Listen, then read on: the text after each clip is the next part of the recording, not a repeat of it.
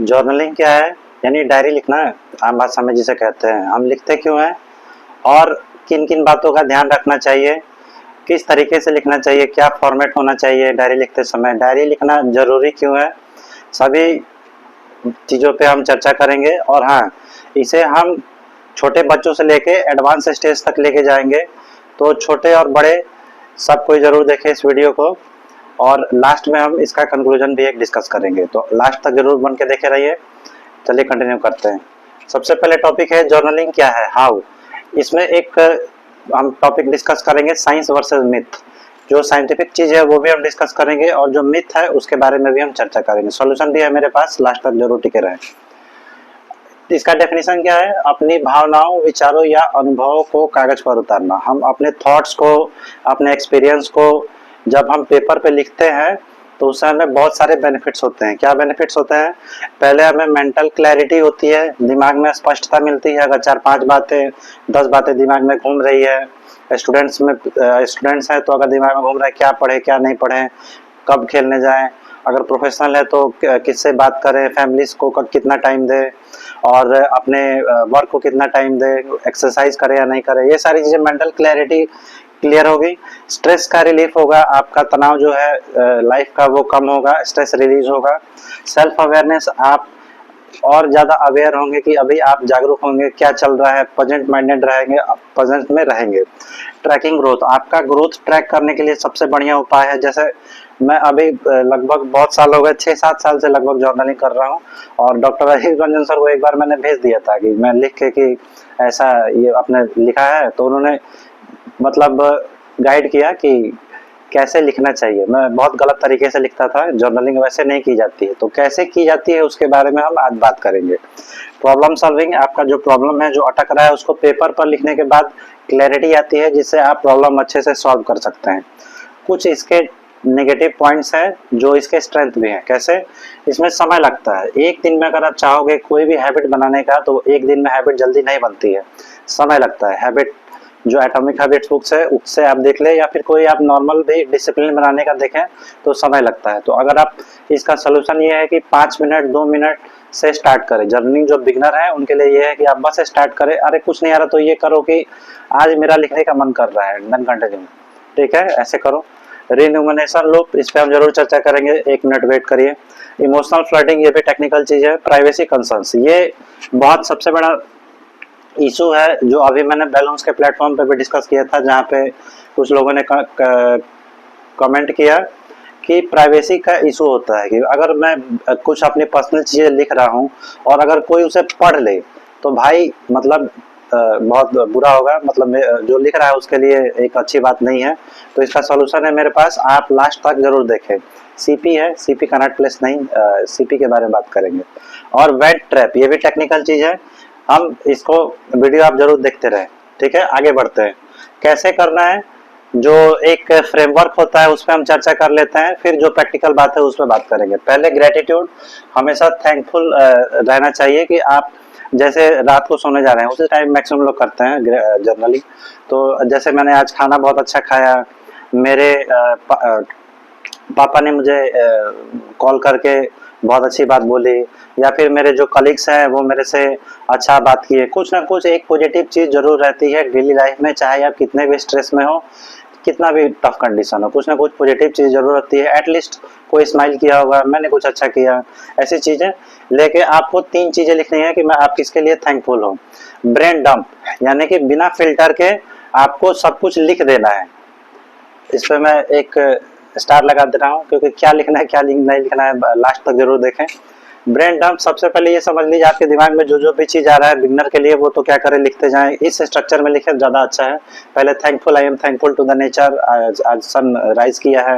I am thankful to the clouds, आज rain बारिश हुई है। ठीक है, बिना ब्रेन डंप के आप अपनी सारी बातें लिखें। सीपी यहाँ भी आ रहा है, सीपी कौन है भाई, देखते हैं। डेली रिफ्लेक्शन, और क्या सीखा कहाँ सुधारे इसकी चर्चा जरूर करें। क्यों? क्योंकि ये कनेक्टेड है आपके इन जो नेगेटिव पॉइंट्स है उससे।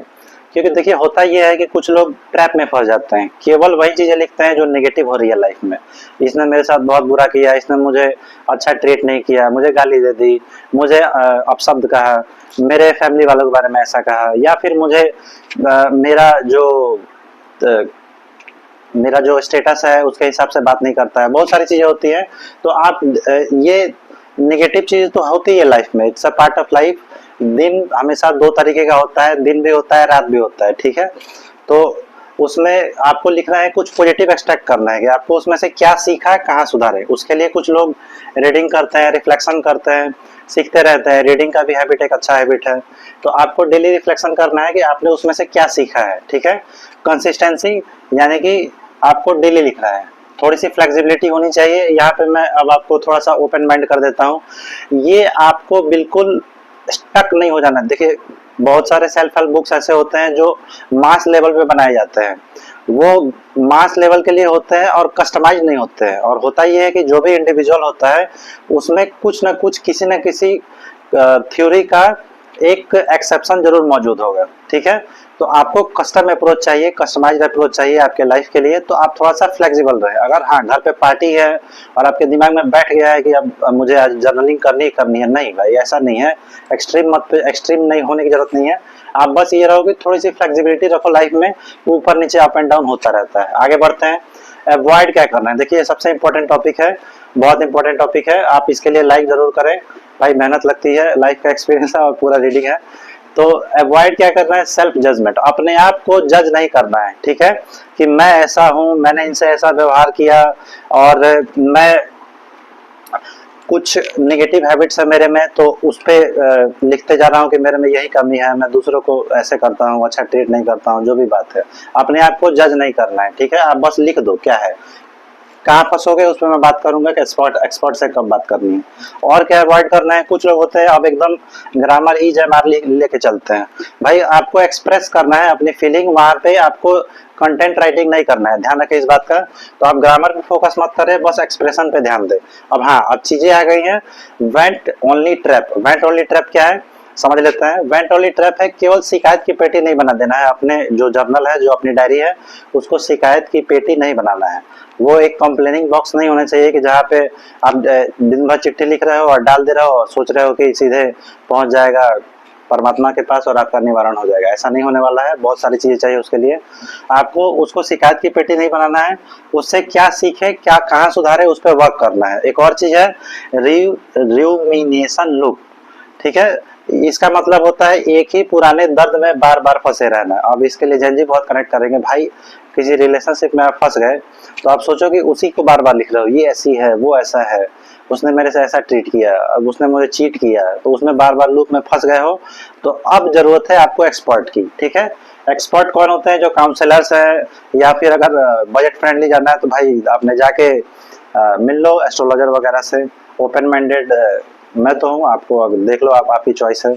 वैसे मैं अभी बात करूंगा खैर साइंटिफिक तौर पे, क्योंकि ये वीडियो साइंटिफिक ज्यादा अच्छी लगती है। और एक्सपर्ट कौन होते हैं, जो जिससे बात करना है साइंटिफिक तरीके से, हर तरीके से सारा सही रहता है, वो काउंसलर्स हैं। आप उनसे जरूर बात करें। और कब बात करनी है, जब आपको लिखने के बाद आफ्टर राइटिंग आपका मूड और खराब हो जा रहा है, आपको लग रहा है कि अरे यार एक्सप्रेस कर दिया, अब दही हो गया दिमाग का, तो आपका ये एक वार्निंग साइन है। आप जरूर जाके काउंसलर से बात करो। प्लेटफॉर्म क्या है बता दे रहा हूँ, बैलून प्लेटफॉर्म काउंसलिंग स्टार्ट कर रहे हैं। और बहुत सारे प्लेटफॉर्म है, आप यहाँ पे भी जा सकते हैं। ओनली हार्मफुल, अब देखिए बहुत डेंजर जोन है भाई, संभल के। अगर आपको केवल हार्मफुल थॉट्स आ रहे हैं, सुसाइडल थॉट्स आ रहे हैं, आप ऐसे थॉट्स आ रहे हैं जिसको आप एक्सप्रेस भी नहीं कर सकते हैं, तो उसके लिए काउंसलर से जरूर बात करें। मेरे साथ ऐसा हुआ तो मैं डॉक्टर राजीव रंजन सर है, उनसे बात की, सर ऐसी भी एक चीज है जिसको मैं लिख भी नहीं पा रहा हूँ डायरी में, इवन अगर कोई पढ़ ले वो तो दूसरी बात है, मैं अपने से एक्सप्रेस नहीं कर पा रहा हूँ भाई, दैट इज डेंजर जोन। तो आपको किससे बात करनी है, एक्सपर्ट से बात करनी है, साइकेट्री से बात करिए, काउंसलर से बात करिए, ठीक है। एंग्जाइटी आउट ऑफ कंट्रोल, अगर आपको लिखने के बाद और ज्यादा एंग्जाइटी हो रही है, कुछ दिक्कत हो रहा है, यानी सर भारी हो रहा है, सिर दर्द कर रहा है, जो भी हो रहा है, अगर आप कहीं स्टक हो रहे हो, इजी लैंग्वेज में अगर आपको कुछ लिखने में भी तकलीफ हो रही है, तो आप बात करो एक्सपर्ट से, काउंसलर वगैरह से। आप वेट तो नहीं कर रहे कि अगर कोई पढ़ लेगा तो क्या होगा, चलिए उस पर बात कर लेते हैं। उस पे होते हैं, उसका सोल्यूशन है। उसका अगर प्राइवेसी कंसर्न्स है तो आप एक कॉम्पैटिबिलिटी पार्टनर बना लो। सीपी कनॉट प्लेस नहीं है, कनॉट प्लेस के जो भी चीज होती है उसके लिए बहुत बहुत जो भी है। सीपी मतलब कॉम्पैटिबिलिटी पार्टनर। आपके लाइफ में एक ऐसा पार्टनर होना चाहिए, चाहे वो एक्सपर्ट हो, चाहे दोस्त हो, पेरेंट हो, मम्मी हो, वाइफ हो, हस्बैंड हो, जिससे आप सारी बातें अनफिल्टर्ड वे में बात कर सको और वो आपको जज नहीं करे। समझे? फिर से रिपीट करके आप देखिएगा एक बार। आपको एक ऐसा कंपेटिबिलिटी पार्टनर चाहिए जो आपको जज नहीं करे और आपसे अपनी सारी बात उनसे शेयर कर सको, तो अब तो आपका टेंशन ही खत्म। कहने का मतलब है, अगर आपको प्राइवेसी कंसर्न्स है तो आप लिखो, उस चीज को डायरी में एक्सप्रेस करो और सीधा उसको शेयर कर दो कि जो आप डायरी में लिखे हो वो अपने कंपेटिबिलिटी पार्टनर के पास जा रहा है, वो आपको देख रहा है, सोच रहा है, समझ रहा है, उस पर आपको गाइड कर रहा है। यहाँ पे मेंटर का भी रोल आ सकता है कि अगर आप जो भी रात को एक्टिविटी की है लिख के भेज दे रहे हो, मैं भी करता हूँ एक दो लोगों से, तो लिख के भेज दो और देखो कि उनका क्या फीडबैक आ रहा है, कैसा आ रहा है। तो ये पूरा सीन ही खत्म कि प्राइवेसी कंसर्न्स है कि नहीं है भाई। ठीक है। और इसका क्या बेनिफिट होगा, जेनजी वाले जरूर समझेंगे। अगर आपको लग रहा है कि दिन भर आपको मतलब अपडेट देना पड़ रहा है अपने पार्टनर को कि मैं यहाँ पहुंचा, इतने बजे चाय पी, ये किया, तो भाई सीधा बोलो you are my compatibility partner, life partner तो आगे की बात है। मैं सारी चीजें लिख दूंगा रात को जर्नलिंग में मैं आपको भेज दूंगा, अभी मुझे मेरा स्पेस चाहिए। ठीक है, जोक्स अपार्ट, चलिए टॉपिक सीरियस है, कंटिन्यू करते हैं। तो एक्सपर्ट से बात हो गई भाई, प्रोज एंड कॉन्स की बात हो गई, रिनोमिनेशन लूप, ये सारी बात हो गई, वेंट्रैप वेंट्रैप। अब थोड़ा एडवांस कॉन्सेप्ट है जो प्रोफेशनल लोग हैं, ये ज़्यादातर उनके लिए है। और उनके लिए मैं कहूँगा कि बहुत बहुत धन्यवाद राजीव भैया का, जो आप बोले कि इस पे टॉपिक बनाने के लिए। मैं तो छोटे बच्चों को ही टारगेट करता था। तो आज का ये इसमें इनका टॉपिक था कि टुडेज प्लान, आज का प्लान जो है उस पे कैसे फोकस करें। जैसे ग्रेटिट्यूड या फिर जो भी जर्नलिंग करते हैं उसमें होता है ना कि आज का मेरा डेली रूटीन क्या है, कैसे बनाऊंगा। तो इसके पीछे 2 मिनट की स्टोरी है, वो आप जरूर देखें, मतलब सुने। क्या है कि आज का ज़माना ऐसा है, पूरा अटेंशन सीकिंग है। आपका अटेंशन चाहिए अलग अलग लोगों को, for money purpose, for their जो भी उनका एजेंडा है उसके पर्पस से। तो और वो ज़रूरी नहीं है कि आपके लिए कस्टम वे में आपके तरीके से वो आपको बेनिफिशियल हो। जैसे मैं आपको पर्सनली बता दूंगा भैया, लेकिन यहाँ पे मैं बस ये कह रहा हूँ, जैसे कुछ लोग स्पिरिचुअल हैं, कुछ लोग वेदांता हैं, जो भी उनका चल रहा है ऑनलाइन या फिर जैसा भी चल रहा है, वो सब एक तरीके का अच्छी चीजें होती है, बेनिफिट होती है, बट उसका साइड इफेक्ट भी होता है जिसके बारे में कोई जल्दी बात नहीं करता है। साइड इफेक्ट क्या होता है, जैसे मैंने एक जगह स्पिरिचुअल ऑर्गेनाइजेशन में अप्लाई कर दिया कि मुझे जाना है, काम करना है। मैंने वर्क किया ग्राउंड पे, एक बहुत अच्छी एनजीओ थी, तो उसमें वर्क किया। उसके एनजीओ का पूरा ग्राउंड की रियलिटी थोड़ी सी अलग है, तो वहाँ पे वर्क किया। कुछ अच्छे एनजीओ भी हैं, तो वहाँ पे मैंने वर्क नहीं किया। और एक जो चल रहा है उपनिषद ये सब टाइप का, तो उनका अपना ठीक है भाई, लेकिन मेरे लिए वो क्या यूजफुल है, क्या यूजफुल नहीं है, उस पर डिपेंड करता है।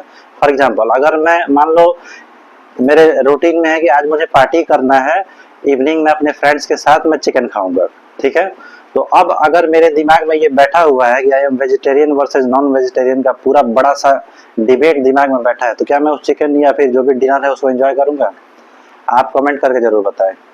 मेरे साथ ऐसा हुआ था कि अगर मैं चला गया था उस जोन में कि मैं भी वेजिटेरियन हो गया था, जो भी था, और शायद आगे भी हो जाऊं। मैं अभी तो ओपन माइंडेड हूँ। तो और उस टाइम मुझे दूसरे लोग जब चिकन खाते थे तो मुझे एंजाइटी होती थी कि वो लोग क्यों खा रहे हैं, वो लोग मेरे जैसे क्यों नहीं है। और ये एक्सट्रीम वर्जन ही अवॉइड करना है आपके मेंटल हेल्थ के लिए, आपके अच्छे लाइफ के लिए, हैप्पीनेस के लिए। तो ये स्टोरी अब यहीं पे रखते हैं। अब बात करते हैं प्लान कैसे करते हैं। जो भी है वीडियो पे वीडियो एक के बाद एक देखते जाइए, वैसा नहीं करेंगे, यहीं पे सारी बातें करेंगे। सबसे पहले स्वधर्म, यानी कि आप कौन है, मेरा नेचर क्या है, मेरा पर्सनालिटी कैसा है। पर्सनालिटी अलग अलग जगह अलग अलग रहती है, वो चलेगा, पर्सोना से रिलेटेड है। स्वधर्मा यानी मेरा नेचर क्या है, मैं अपने आप को जानता हूँ या नहीं जानता हूँ, ठीक है। और वो इतने दिन में अगर आप जर्नलिंग अच्छे से कर रहे हैं तो धीरे धीरे आप जान जाएंगे। जानने का एक और तरीका है, आप रिलेशनशिप में, यानी रिलेशनशिप की और गर्लफ्रेंड बॉयफ्रेंड वाला नहीं, आप दोस्तों से, यारों से, मम्मी से, पापा से इंटरेक्ट करें। आप वहाँ पे जैसे बिहेव कर रहे हैं वो आप ही हैं, ठीक है। तो आप अपने आप को देखें आप किस तरीके के हैं। और माई रोल, मेरा रोल क्या है, कस्टम पे मैं बात कर रहा हूँ, ठीक है। मेरा रोल क्या है, क्या मैं, मेरा वर्क प्रोफाइल क्या है। अब किसी का डे शिफ्ट है, किसी का नाइट शिफ्ट है, तो उसके लिए तो डेली रूटीन अलग होगी ना। अब कुछ मेरा फैमिली में रोल क्या है। अब जैसे मैं अभी अनमैरिड हूँ, कोई मैरिड है और कोई रिलेशनशिप में है और वह यहाँ पे गर्लफ्रेंड बॉयफ्रेंड वाला है, तो according to the person, according to situation ये सारी चीजें बदलती हैं। ठीक है, इस चीज का ध्यान रखना है। मैस्लो की एक हायरार्की रूल है जो पढ़ाया जाता है। मैं आई ट्रूली फील कि जो ये देख रहे हैं यहाँ तक वो जानते होंगे इसके बारे में। आप किस स्टेज में है, सर्वाइवल है, सेल्फ एस्टीम है, या फिर टॉप का सेल्फ एक्चुअलाइजेशन है। इस पर मैंने वीडियो बनाया है, आप देखिए एक और लूप आ गया, कोई बात नहीं। मतलब आप अभी कहाँ पे है अपने लाइफ में उस पर डिपेंड करता है। ठीक है, अगर आप मान लो बहुत सब कुछ अचीव कर लिया है, केवल आप हेल्थ पे काम करना चाहते हो, केवल अपने सेल्फ एक्चुअलाइजेशन, केवल अपने पोटेंशियल को एक्सप्लोर करना चाहते हो, तब तो भाई आपके लिए कोई लिमिट नहीं है, आप बढ़ो आगे पूरा अच्छे तरीके से। हाँ, हेल्थ का ध्यान रखना है, एक्सट्रीम वर्जन से बचना है। वैल्यू सिस्टम, मेरा वैल्यू सिस्टम क्या है, बहुत सारे लोग इसमें अटक जाते हैं। और वैल्यू सिस्टम सबको अपना अपना क्लियर होना चाहिए, क्योंकि सबका अपना कुछ ना कुछ चलता रहता है कि जो भी होगा जैसे होगा। फॉर एग्जांपल मैं पर्सनल बताऊंगा, यहाँ पे बहुत बवाल हो जाएगा। सबका आप अपने वैल्यू सिस्टम को ध्यान में रखिए और उस पर वर्क करिए। डेली रूटीन में फिर आता है कि अब आप किस चीज पे वर्क करना चाहते हैं, हेल्थ या हैप्पीनेस। हाँ, इस पर मैं एक हिंट दे सकता हूँ वैल्यू सिस्टम पे। कोई भी चीज लिखी जा रही है, कोई भी चीज, इवन स्पिरिचुअल, इवन जो भी है, वो एक पर्सपेक्टिव से लिखी जाती है। यानी कि मैं एक बुक पढ़ रहा था, बहुत अच्छी किताब थी। अब मैंने उस पर ये सर्च किया कि इसको लिखा किस एंगल से गया है, क्या ये प्रयोजनवाद है, क्या ये आइडियलिज्म है, आदर्शवाद है, क्या ये नेचुरलिज्म है, किस चश्मे से लिखा जा रहा है उस पर डिपेंड करता है। अब भाई मेरे लाइफ में अगर आदर्शवाद फिट नहीं होता है, परस्यू करना अलग बात है, लेकिन अगर मेरे लाइफ में प्रैक्टिकल चीजें फिट हो रही हैं तो मैं क्यों जो आदर्शवाद के हिसाब से लिखा गया किताब है उस एंगल से पढ़ूंगा। मैं सीधे कूट पढ़ूंगा, उसको अपने अकॉर्डिंग जेमिनाई में जाके फिल्टर करूंगा कि भाई देखो फिर इसका प्रैक्टिकल एप्लीकेशन बताओ। इस पे कोर्सेज चल रहे हैं एक्चुअली बहुत सारे, जो आपको जिसको करना है आप करो। और ये आलोचना जो है उसकी आलोचना की आलोचना करना भाई महान लोग ही करते हैं। तो आप जो क्रिटिक्स होते हैं सोसाइटी में, वो एक्चुअली मैं उनकी बहुत रेस्पेक्ट करता हूँ। जैसे ये वीडियो आया, इसका कोई क्रिटिसिज्म करेगा तो भाई मुझे बहुत अच्छा लगेगा। क्यों? इसका कारण है क्योंकि क्रिटिसिज्म ही वो नेक्स्ट स्टेप है जो आपको आगे लेके जाती है। अब जैसे कोई बुक आया, कोई मूवी आया, उसका कोई क्रिटिसाइज कर रहा है, यानी उसका अपना पॉइंट ऑफ व्यू है, उसका अपना एक जोन है जिससे वो उसको क्रिटिसाइज कर रहा है, उस डायरेक्शन में उसको चाहता है कि वो लेके जाए। फॉर एग्जाम्पल कोई सोशलिज्म से क्रिटिसाइज कर सकता है एंगल से, कोई स्पिरिचुअल एंगल से क्रिटिसाइज कर सकता है। ठीक है, अलग अलग एंगल से कोई क्रिटिसाइज कर सकता है। कहने का मतलब ये है कि जो भी अब सारी चीजों को, अब कोई ये भी देख सकता है कि मेरे बोलने का स्टाइल कैसा है, मेरा लैंग्वेज कैसा है, क्या टोन कैसा है, इस तरीके से आप क्रिटिसाइज कर सकते हो। कोई भी बुक भी पढ़ रहे हो तो उसको लैंग्वेज क्या अभी आज के जमाने से मैच कर रहा है कि नहीं कर रहा है, इस तरीके से कर सकते हो।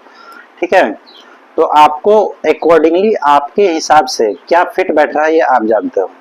भाई वीडियो लंबा हो गया तो इतना काफी है अभी के लिए। बहुत बहुत धन्यवाद यहाँ तक देखने के लिए। शायद ये अब तक का सबसे लंबा वीडियो है, कोई नहीं, चलिए भैया आप जरूर देखिएगा। Thank you so much.